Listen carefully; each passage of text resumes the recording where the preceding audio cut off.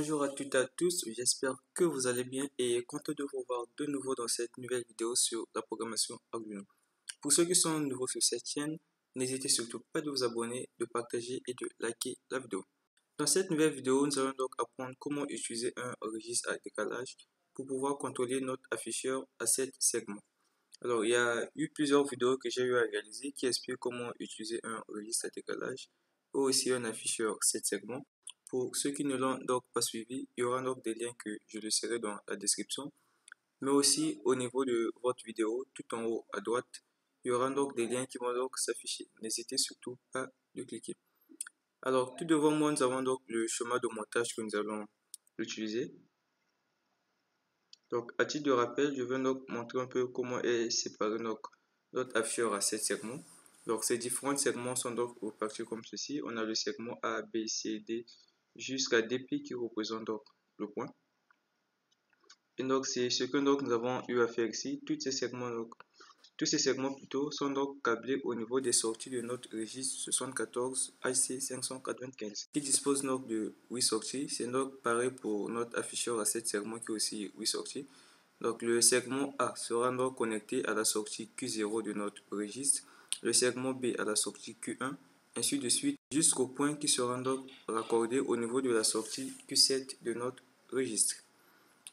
Pour ceux qui ne savent vraiment pas comment utiliser le registre à décalage 74 AC595 et l'afficheur à segment, il y aura donc des liens qui seront laissés dans la description et aussi n'hésitez pas à cliquer sur les liens qui s'affichent au niveau de la vidéo. Notre registre à décalage est donc relié au niveau de notre Arduino aux pins 7, 6 et 5. C'est donc ces pins que nous allons donc utiliser pour envoyer les données au niveau de notre registre à décalage. Le pin numéro 6 va donc nous permettre d'envoyer les données au niveau de notre registre à décalage. Le pin numéro 7 va donc nous permettre à lire les bits qui seront donc envoyés, donc à séparer les différents bits qui seront envoyés afin de les écrire en mémoire. Et enfin, le pin numéro 5 va donc nous permettre à mettre à jour les sorties de notre registre. Et n'oubliez surtout pas de mettre cette résistance pour éviter un peu de détériorer nos segments de notre afficheur. Donc ce sont en quelque sorte des LED qui sont donc séparés par segment. Et donc si on oublie de remettre la résistance, donc il se peut que le courant soit tellement trop fort que ça peut se détériorer. Donc n'oubliez surtout pas de mettre la résistance. Donc on va donc directement s'intéresser à notre programme. Voici donc le programme qui va donc nous permettre de contrôler notre afficheur 7 segments. À ce niveau, nous allons donc eu à définir des constantes. Ce sont donc des broches auxquelles nous avons eu à connecter notre registre à décalage au niveau de l'Arduino. Donc, au niveau de la broche numéro 6 qui va donc nous permettre d'envoyer les données. La broche numéro 5 qui va donc nous permettre de mettre à jour les sorties de notre registre. Et la broche numéro 7 qui va donc nous permettre de lire les bits qui seront donc envoyés au niveau de notre.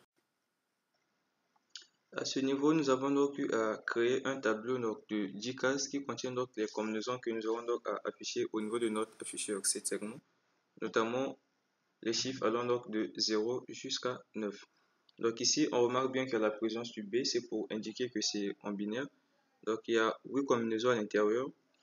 Donc les chiffres allant de 1 jusqu'à 0, vu qu'ils sont en binaire, donc c'est donc constitué de 0 et 1. Donc on a 8 sorties donc à mettre à jour, c'est donc l'état de nos sorties qu'on va donc avoir pour pouvoir afficher donc le 0. Donc c'est en ordre, par exemple à ce niveau c'est l'état du segment A, l'état du segment B, l'état du segment C et ainsi de suite. Et ça c'est donc l'état du point. Donc le point de notre afficheur à segment. Dans mon montage, je n'ai pas eu à utiliser ça. Voilà pourquoi je mets 0, 0, 0 partout parce que je n'aurais pas allumé ça.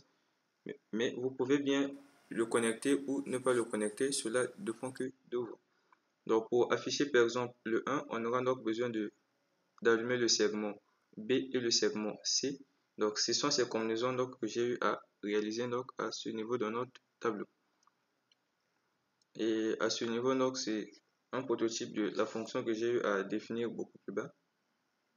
Et donc ici nous avons donc notre void loop où nous avons eu à définir nos constantes, du moins les broches auxquelles nous avons donc relié notre registre à décalage comme étant des sorties et initialisées par défaut à 0. Donc ce sont des broches 6, 5, 6 et 7. Donc avant de regarder notre void loop, on va d'abord s'intéresser donc à cette fonction qui va donc nous permettre d'envoyer les données au niveau de notre registre à décalage. et aussi mettre les sorties à jour. Donc pour ceux qui ont suivi donc les vidéos précédentes, c'est exactement pareil, sauf que j'ai modifié un tout petit peu à ce niveau. Notamment la fonction bit2read, j'ai eu à le mettre directement dans le digital write.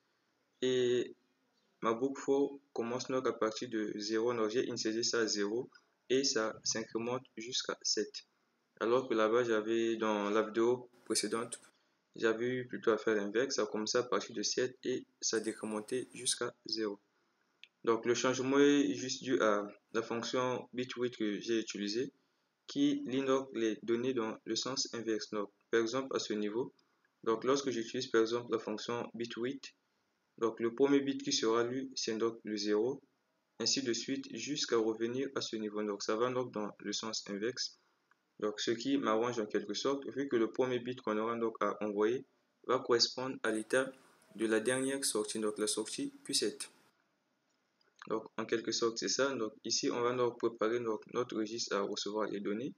Et à ce niveau, on va donc envoyer les données au niveau de notre registre. Et pour finir, on met donc l'état de nos sorties à jour.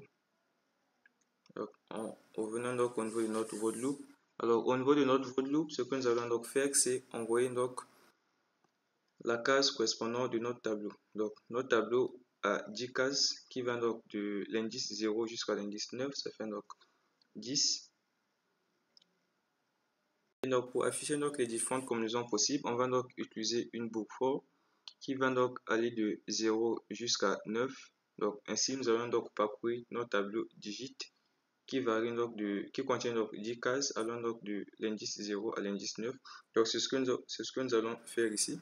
Et chaque seconde, nous allons donc changer de case ainsi de suite jusqu'à arriver à la case numéro 9 et le programme va donc recommencer à 0. Donc au début de notre boucle for, la valeur de i correspond à 0, ce qui va donc nous permettre d'afficher le 0. Donc à ce niveau. Et au deuxième tour de notre boucle for, l'indice va donc passer à 1, ce qui va donc nous permettre d'afficher cette combinaison au niveau de notre afficheur à segments et ainsi de suite jusqu'à arriver à ce niveau. Alors, je n'ai vraiment pas donné trop de détails en ce qui concerne donc le registre à décalage ainsi que notre afficheur à segments. C'est parce que dans les vidéos précédentes, j'ai vraiment eu à parler de ça que je trouve pas cela utile de rentrer encore dans les détails. Donc pour ceux qui sont vraiment confrontés à cela pour la première fois, n'hésitez surtout pas de regarder les vidéos précédentes que j'ai eu à réaliser et aussi de cliquer sur les liens qui s'affichent juste au-dessus de votre vidéo. Donc voilà, c'était tout en ce qui concerne cette vidéo. On va donc téléverser notre programme et donc apprécier le résultat.